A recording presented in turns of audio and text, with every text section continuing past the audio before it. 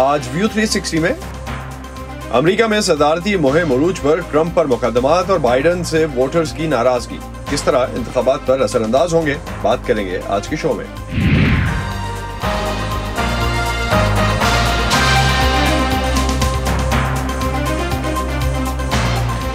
Voice of America के Washington studios में आप सबको खुशामदीद। आप देख रहे हैं प्रोग्राम व्यू 360 और मैं हूं असदुल्लाह खालिद। अमेरिका के सदारती इंतखाबात में अब 5 माह से कम का अरसा रह गया है। रिपब्लिकन पार्टी के मुमकिना सदारती उम्मीदवार साबिक सदर ट्रंप और डेमोक्रेट्स के सदारती उम्मीदवार सदर बाइडन की इंतखाबी मुहिम उरूज पर है। इस माह के आखिर में इन दोनों उम्मीदवारों के दरमियान पहला सदारती मुबाहिसा भी तय है। लेकिन इस इंतखाबी मुहिम में जहां एक तरफ साबिक सदर ट्रंप अपने ऊपर होने वाले मुकदमात से निपट रहे हैं, तो दूसरी तरफ सदर बाइडन को अपनी इजराइल पॉलिसी और कई दूसरे इश्यूज पर वोटर्स की नाराजगी का सामना है।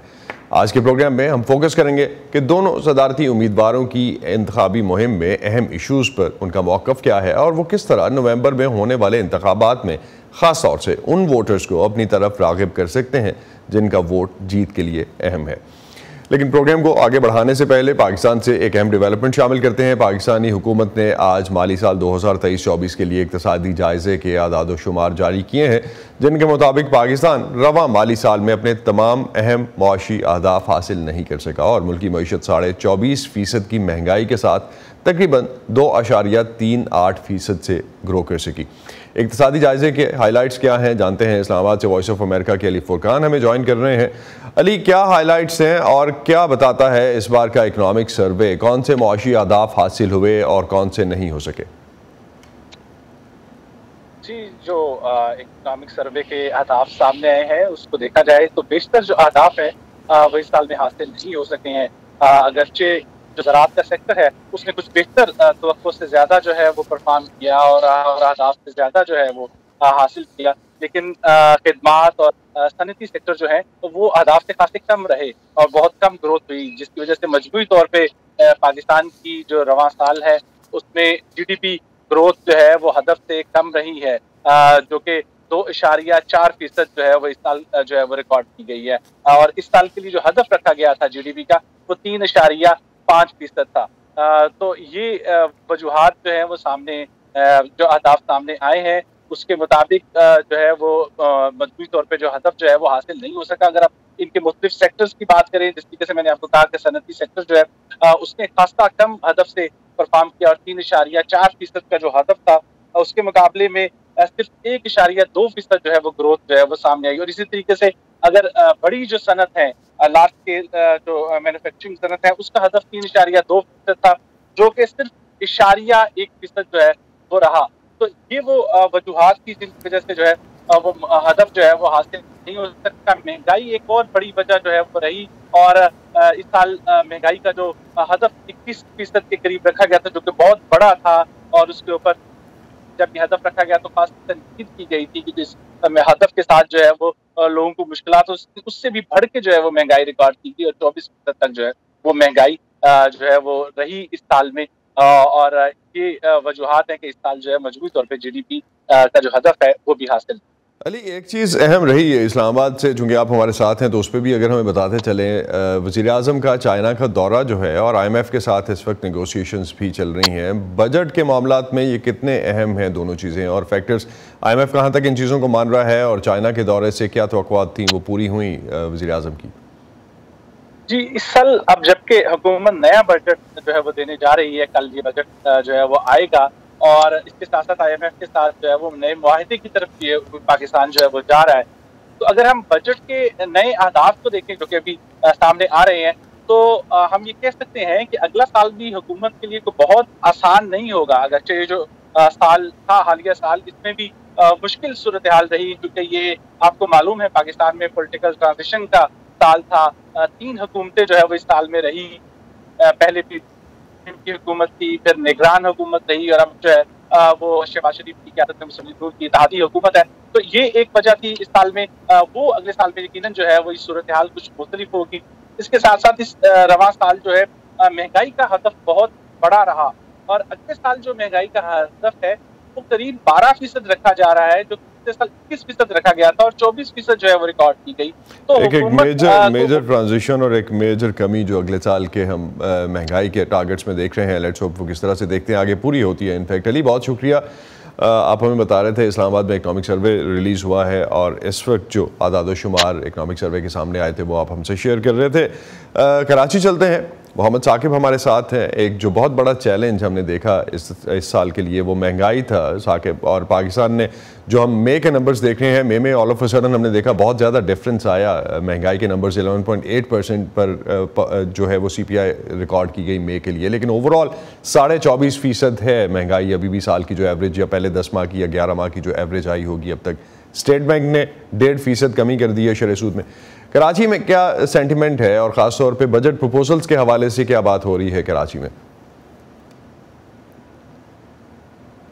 असद, इस वक्त तमाम लोगों की नज़रें जो है यकीनी तौर पर बजट पर हैं, जो कि इसी हफ्ते पेश किया जाना है। और इस वक्त सिचुएशन ये है कि जब हम आपसे बात कर रहे हैं तो आज इकनॉमिक सर्वे पेश किया जा रहा है। लेकिन इस वक्त जब हम बजट प्रपोजल्स की बात करते हैं तो जो माहिरीन हैं, जो तज्जियाकार हैं और जो इंडस्ट्री से वाबस्ता लोग हैं कराची में जिनसे हमारी बात हुई, उनका ये कहना है कि वो कोई out of the box solution की कोई ज़्यादा एक्सपेक्टेशंस कर नहीं रहे हैं। लेकिन क्योंकि हुकूमत को जिन चीज़ों पर काम करना था गुज़श्ता 1 साल 1.5 साल के अरसे में, वो था टैक्स नेट बढ़ाने का, लेकिन इस हवाले से कोई ख़ास पेशरफ्त नज़र नहीं आ रही है। और इस हवाले से अब भी जो ताजिर दोस्त स्कीम चल रही है FBR की, वो भी कोई ज़्यादा कामयाब नहीं हो सकी और सिर्फ चंद हज़ार ताजिर ही वॉलंटरली जो है अपने आप को रजिस्टर करवा सके हैं। तो सबसे बड़ा सवाल यही है हुकूमत के लिए कि वो उसके महासिल कहाँ से पूरे होंगे, उसके रेवेन्यूज कहाँ से कटेंगे। और इसलिए अगर इस दफ़ा अगर हम अभी तक की जो प्रपोजल सामने आए हैं तो उस पर ये कहा जा रहा है कि हुकूमत एक जो नया टारगेट रखने जा रही है वो 12,900 अरब रुपए का है, जो कि रवां साल जो इस वक्त का जो टारगेट है उससे कोई 40 से 42% ज़्यादा है। तो अंदाज़ा साकिब कुछ ओवर एम्बिशियस टारगेट नहीं है, ये कोई ज़्यादा अच्छा साल नहीं होगा। एब्सोल्युटली, बिल्कुल ऐसा ही लग रहा है। बहुत सारे लोग यही कह रहे हैं कि ये ओवर एम्बिशियस होने के साथ साथ ये मुमकिन नज़र नहीं आ रहा है कि जब इकोनॉमी से जो है आप एक्सपेक्ट कर रहे हैं कि इस वक्त 2.38 की रफ्तार से ग्रो कर रही है और आइंदा आने वाले साल में भी जो GDP का टारगेट रखा गया वो 3.6% का रखा गया। ऐसे में जो रेवेन्यू टारगेट है वो 45% कैसे बढ़ेगा? इन्फ्लेशन का टारगेट 12% है, FBR का कहना है कि 12% हमें वहां से मिल जाएगा। लेकिन इसके अलावा जो है पेट्रोलियम लीवी आयद करने की बात की जा रही है। पेट्रोलियम लीवी लगता है ऐसा है कि 20 से 30 रुपए मजीद फी लीटर बढ़ा दी जाएगी, जो कि इस वक्त 60 रुपए है। और एक और तजवीज़ के मुताबिक जो जनरल सेल्स टैक्स है, जो कि मुख्तलिफ अशिया मुख्तलिफ जो आम रोज़मर्रा के इस्तेमाल की अशिया होती हैं, उन पर इस वक्त GST की शरह 18% है और इसको भी बढ़ाकर 19% की जा रही है। तो ये जो प्रपोजल्स हैं टैक्स बढ़ाने के लिए किस तरह से साकिब कारआमद होंगी? कल जब बजट आएगा तो उस हवाले से हम फर्दर आपसे भी बात करेंगे और जायज़ा लेंगे इस प्रोग्राम में भी कि किस तरह से नए आने वाले माली साल का जो बजट है वो किस तरह से पाकिस्तान को एक लेआउट दे सकता है, एक प्लान दे सकता है कि पाकिस्तान इन मुआशी मुश्किलात से बाहर आए। बहुत शुक्रिया साकिब आपका, आप हमारे साथ थे कराची से। आज वापस बढ़ते हैं आज के मेन टॉपिक की तरफ। अमरीकी सदारती इंतखाबात के हवाले से साबिक सदर ट्रंप जो हैं वो मुश्किल जो फेस कर रहे हैं वो उन पर मुकदमात हैं। अमेरिका के साबिक सदर डोनाल्ड ट्रंप को हाल ही में न्यूयॉर्क की एक अदालत ने कारोबारी रिकॉर्ड्स में गलत बयानी से काम लेने पर मुजरिम करार दे दिया है। अदालत उन्हें आइंदा माह सज़ा सुनाएगी। इसके अलावा उन्हें कुछ और फौजदारी मुकदमात का भी सामना है। ये अदालती कार्रवाई उनकी इंतखाबी मुहिम और आइंदा इंतखाबात में उनके मुस्तकबिल को कैसे गैर यकीनी बना रही है, जानते हैं वॉइस ऑफ अमेरिका की इस रिपोर्ट में। साबिक सदर डोनाल्ड ट्रंप को कारोबारी दस्तावेज में गलत बयानी से काम लेने का मुजरिम करार दिया गया है, जो 2016 के सदारती इंतखाबात से पहले ऐसी मालूमात को दबाने की साजिश का हिस्सा था जो ट्रंप के लिए नुकसानदेह हो सकती थीं। सदारती मुहिम के दौरान मुजरिम करार देने वाले इस फैसले से ये सवाल उठता है कि अगर ट्रंप को जेल भेज दिया जाता है तो वो इस मुहिम को कैसे जारी रखेंगे। साबिक वफाकी प्रोसिक्यूटर स्टीवन कोहन को तवक्को नहीं है कि ट्रंप को जल्द जेल होगी। ट्रायल के बाद अभी बहुत ज्यादा अदालती दरख्वास्तें होंगी और फिर अपील की जाएगी और इस अपील में अगर 1 साल से ज्यादा नहीं तो कई माह लगेंगे। लिहाजा मेरे ख्याल में इस सब से उनकी किस्मत पर होने वाले असर के वाजे होने के बजाय सियासी ड्रामे में ही इजाफा होगा, कम अज कम इब्तदाई तौर पर। डोनाल्ड ट्रंप को सजा सुनाने के लिए 11 जुलाई की तारीख मुकर्रर की गई है। कानूनी माहिरीन का कहना है कि उनकी कैद की कोई भी मुद्दत मुमकिन तौर पर इन जराइम के लिए दी जाने वाली 20 साल की ज्यादा से ज्यादा सजा से कहीं कम होगी।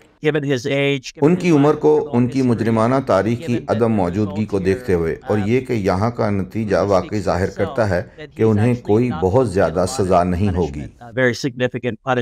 कुछ लोग कैद की उस सजा का हवाला देते हैं जो डोनाल्ड ट्रंप के साबिक जाती वकील माइकल कोहन पहले काट चुके हैं। ऐसा बहुत कम होता है कि किसी साजिश के जुर्म में एक मातहत को तो कैद की सजा हो जाए लेकिन उसके असल किरदार को ना हो, और माइकल कोहन ने कैद की काफी सजा काटी है, महीनों की। लिहाजा मिस्टर ट्रंप को जेल की सजा सुनाने के लिए जज के सामने एक मिसाल मौजूद है।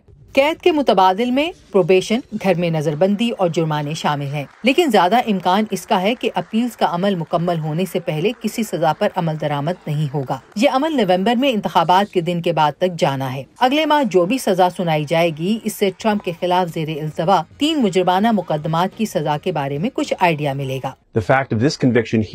यहाँ इस सजा की हकीकत, अगर इसे अब भी मद्देनजर रखा जाए तो इसके नतीजे में मुस्तकबिल के उन मुकदमात में मुमकिन तौर पर ज्यादा कैद की सजा दी जा सकती है। लिहाजा इसका असर जरूर होगा क्योंकि एक हफ्ता पहले के बरक्स अब उनका मुजरमाना रिकॉर्ड होगा और सजा देने में मुजरमाना रिकॉर्ड को मद्देनजर रखा जाता है। डोनाल्ड ट्रंप को जिन दीगर विफाकी और रियासती इल्जामात का सामना है, इनमें से खुफिया दस्तावेज के मामले में लापरवाही बरतने के फ्लोरिडा के मुकदमे की समाअत में मजीद ताखीर कर दी गई है। टीना ट्रिन की रिपोर्ट के साथ Ayesha Khalid, voice of America. America में इंतखाबी अमल इंतहाई महंगा है और सदारती उम्मीदवारों की कामयाबी का एक हद तक दारोमदार उनकी फंड्स जमा करने की काबिलियत पर भी होता है। दुनिया के किसी भी दूसरे मुल्क के मुकाबले में अमेरिका में इंतखाबी अखराजात कहीं ज़्यादा होते हैं। वॉइस ऑफ अमेरिका की इस रिपोर्ट में अमेरिका में इंतखाबात के अखराजात का मवाजना कुछ दीगर मुल्कों से किया गया है। अमेरिका उन ममालिक में शामिल है जहाँ इंतखाबात पर बहुत ज़्यादा खर्च आता है। बरतानिया में सन 2019 में जो आम इंतखाबात हुए, उन पर सियासी सरगर्मियों पर जो खर्च आया, वो अमेरिका में सन 2020 के सदारती इंतखाबात में सियासी तौर पर खर्च की गई रकम से 24 गुना कम था। ऑस्ट्रेलिया में सन 2019 के इंतखाबात में सियासी जमातों ने जो रकम खर्च की, वो उससे अगले बरस अमेरिकी सियासी पार्टियों की तरफ से फी फर्द औसत खर्च का निस्फ थी। सन 2019 में भारत में जो इंतखाबात हुए, वो तारीखी तौर पर महंगे तरीन थे। उनकी लागत अमेरिका के सन 2016 के सदारती इंतखाबात से बढ़ गई। ताहम ये रकम सन 2020 के अमेरिकी इंतखाबात की लागत से कम रही। सन 2020 में अमेरिकी सदारती इंतखाबात और कांग्रेस के इंतखाबी मुकाबलों पर $16 अरब सर्व किए गए। ये वो रकम है जो मजमूई तौर पर सदारती उम्मीदवारों, सेनेट और ऐवान नुमाइंदगान के उम्मीदवारों, सियासी पार्टियों और उन आज़ाद ग्रुपों ने सर्व की जो इलेक्शन पर असरअंदाज होना चाहते थे। अब सवाल यह है कि उम्मीदवार आखिर पैसा सर्व कहाँ करते हैं? तो जवाब यह है कि इसका बड़ा हिस्सा तो इश्तिहारों पर खर्च होता है। अखराजात की दूसरी सूरतों में इलेक्शन के लिए काम, इंतखाबी मुहिम के कारकुनों की तनख्वाहें और मजीद अतियात जमा करने की कोशिशों पर उठने वाले अखराजात शामिल हैं। तो क्या अमीर तरीन उम्मीदवार जीत जाता है? हमेशा नहीं, मगर अक्सर ऐसा होता है। सन 2022 में अमेरिका के वस्त मुद्दती या मिड टर्म इलेक्शंस में ऐवान नुमाइंदगान में 93% वो उम्मीदवार कामयाब हुए जिन्होंने सबसे ज़्यादा पैसा खर्च किया, जबकि सेनेट में जीतने वाले 82% वो उम्मीदवार थे जिन्होंने सबसे ज़्यादा रकम खर्च की। लेकिन पैसे पर ये इन्हिसार इलेक्शन जीतने के साथ ख़त्म नहीं होता, बल्कि मुंतखब ओहदेदार उन दिनों जमा किए गए एहतियात का कुछ हिस्सा बाकायदगी से अपनी आइंदा इंतखाबी मुहिम पर सर्व करना शुरू कर देते हैं। फॉसिल फ्यूल या मादनियाती ज़राए से हासिल होने वाली तवानाई और माहौलियाती तब्दीली से निमटने के लिए साफ तवानाई की तरफ मुंतकली के बारे में अमेरिकी सदर बाइडन और साबिक सदर ट्रंप के नज़रियात बहुत मुख्तलिफ हैं।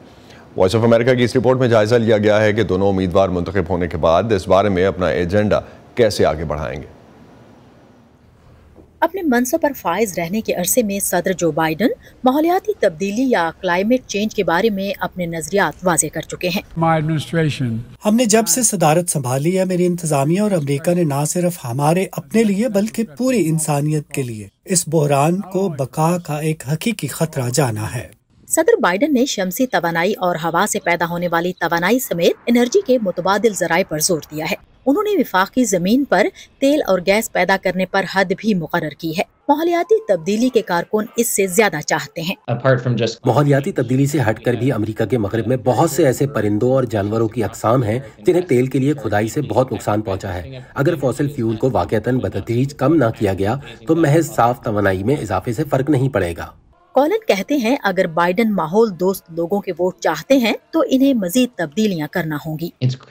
یہ بہت ضروری ہے کہ وہ ایسا اقدام کریں جس سے ظاہر ہو کہ واقعتاً معدنی ایندھن کے خلاف اقدامات اٹھانے پر آمادہ ہیں، کیونکہ یہی بات ماحولیات کے حامیوں کو حقیقتاً تحریک دلائے گی۔ شاید یہی چیز نومبر میں ان کے لیے ووٹ ڈالنے میں ان کی ہچکچاہٹ کو دور کرے اور وہ اپنے دوستوں کو ساتھ لے کر ووٹ کے لیے دروازوں پر دستک دیں۔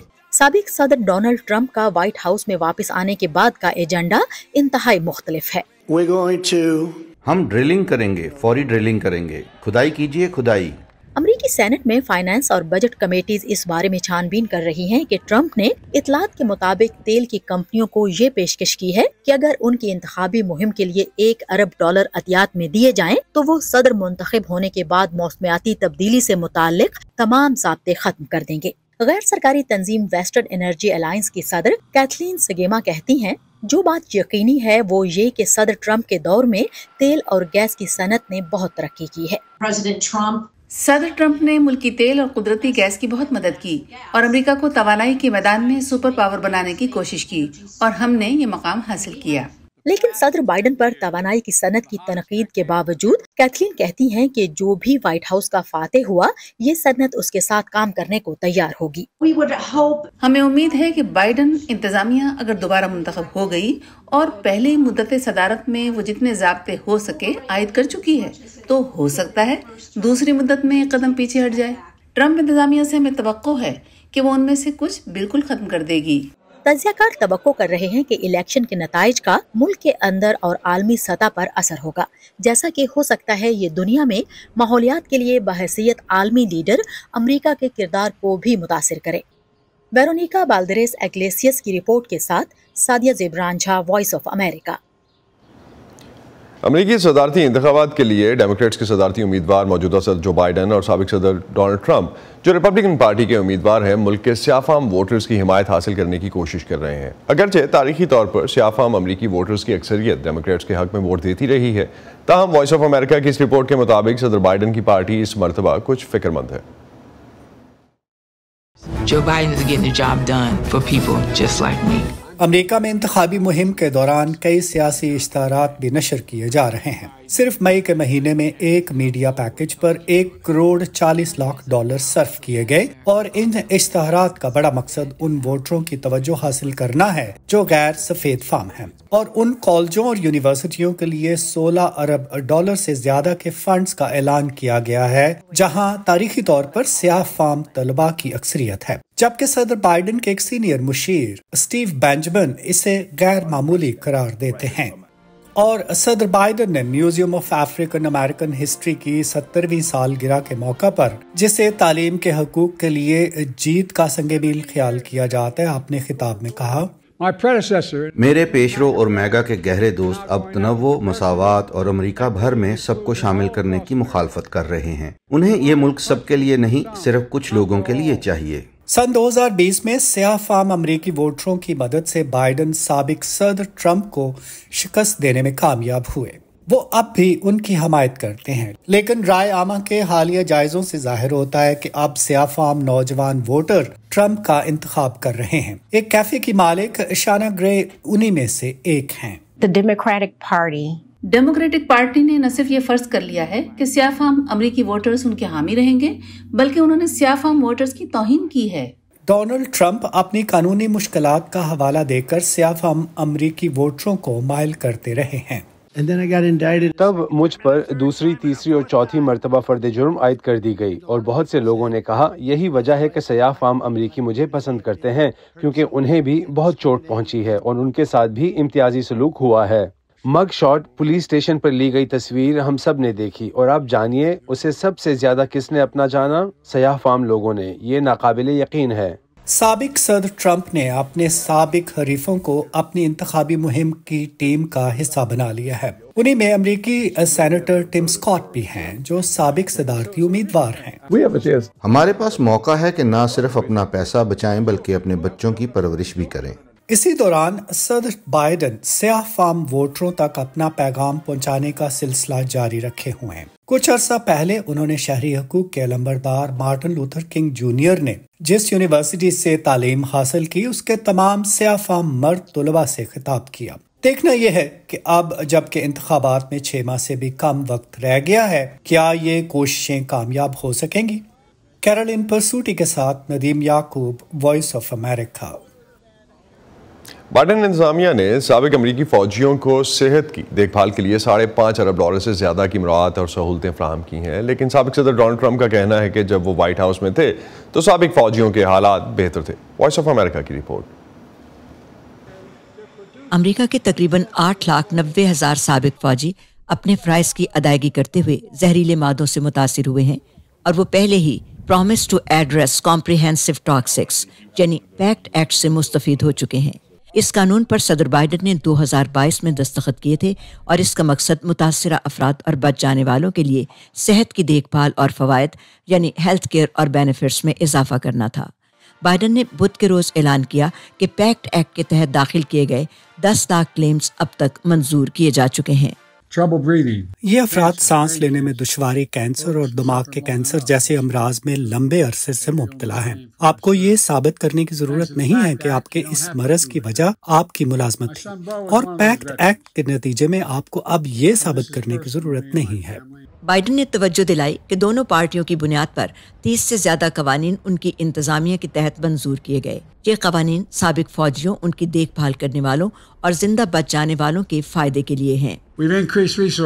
ہم نے ان سابق فوجیوں کی بے گھری کو ختم کرنے کے لیے وسائل میں اضافہ کیا ہے۔ اس سلسلے میں ہم نے ذہنی صحت کی دیکھ بھال کرنے والے سینکڑوں اضافی ارکان کی خدمات حاصل کی ہیں اور انہیں تربیت دی ہے، خاص طور پر سابق فوجیوں میں خودکشی کے رجحان کو ختم کرنے کے لیے۔ 2024 کے صدارتی انتخاب کی دوڑ میں بائیڈن کے ریپبلکن حریف ڈونلڈ ٹرمپ کا کہنا ہے کہ جب وہ صدر تھے تو سابق فوجیوں کے لیے حالات بہت بہتر تھے۔ ٹرمپ نے online video platform Rumble پر پوسٹ کی گئی ایک ویڈیو میں اپنے اسی دعوے پر زور دیا۔ یہ ویڈیو نومبر میں پوسٹ کی گئی تھی۔ ہمارے پاس ملک میں 33,000 سابق فوجی ہیں جو بے گھر ہیں اور بہت پسماندہ زندگی گزار رہے ہیں۔ میں کچھ مزید کہوں تو یہ شرم کی بات ہے۔ ہم نے اپنے 4 برس کے دور اقتدار میں ان کی بہت مدد کی، لیکن اب وہ سب ختم کر دیا گیا ہے۔ فرائض سنبھالنے کے بعد پہلے ہی دن میں ایک ایگزیکٹو آرڈر پر دستخط کروں گا جس کے تحت بائیڈن کی اس فنڈنگ کو روک دیا جائے گا جو غیر قانونی غیر ملکیوں کی پناہ اور نقل و حمل کے لیے استعمال ہوتی ہے، اور اس کے نتیجے میں ہونے والی ان بچتوں کے ایک حصے کو جو میں کر سکتا ہوں ایک بڑا حصہ ہے۔ نیشنل ایسوسی ایشن آف سوشل ورکرز نے بائیڈن اور ٹرمپ انتظامیہ دونوں کے زیر انتظام سابق فوجیوں کی فلاح و بہبود کے لیے کیے گئے اقدامات میں بہتری کی تعریف کی ہے۔ مثال کے طور پر ٹرمپ انتظامیہ نے سابق فوجیوں کے امور کے محکمے سے ہٹ کر سابق فوجیوں کی معاونت اور دیکھ بھال تک رسائی میں اضافہ کیا ہے، لیکن چیلنجز بدستور باقی ہیں۔ لوگوں کو اس سسٹم میں داخل ہونے میں مسائل پیش آ رہے ہیں، نہ صرف یہ بلکہ پیپر ورک، خاصا وقت انتظار کرنے اور اہلکاروں کی کافی تعداد نہ ہونے کے باعث بھی۔ نیشنل ایسوسی ایشن آف سوشل ورکرز نے توجہ دلائی کہ آئندہ امریکی صدر کو سابق فوجیوں کی ذہنی صحت کی دیکھ بھال تک رسائی کی سہولت فراہم کرنے کے لیے خصوصی توجہ دینے کی ضرورت ہوگی، خاص طور پر اس وقت اس شعبے میں سہولیات فراہم کرنے والوں کی کمی کو مد نظر رکھنا ہوگا جس کا اس وقت سامنا ہے۔ ویرونیکا بالڈرس اگلیسیس کی رپورٹ کے ساتھ بہجت جولانی، وائس آف امریکہ۔ اسی پر ختم کرتے ہیں آج کا ویو 360۔ اسٹے سیف اور پاکستان اور خطے سمیت دنیا بھر کی اہم خبروں اور دلچسپ معلومات کے لیے آپ ہماری ویب سائٹ urduvoa.com پر آ سکتے ہیں۔ یہ سارا کانٹینٹ آپ کو ہمارے سوشل میڈیا پلیٹ فارمز پر بھی ملے گا۔ facebook.com/VOA Urdu، یوٹیوب پر ہمارا چینل ہے VOA Urdu کے نام سے، اور ایکس اور انسٹاگرام پر ہمارا ہینڈل ہے @VOA Urdu۔ اب تک کے لیے اتنا ہی۔ اسد اللہ خالد کو اجازت دیجیے، خدا حافظ۔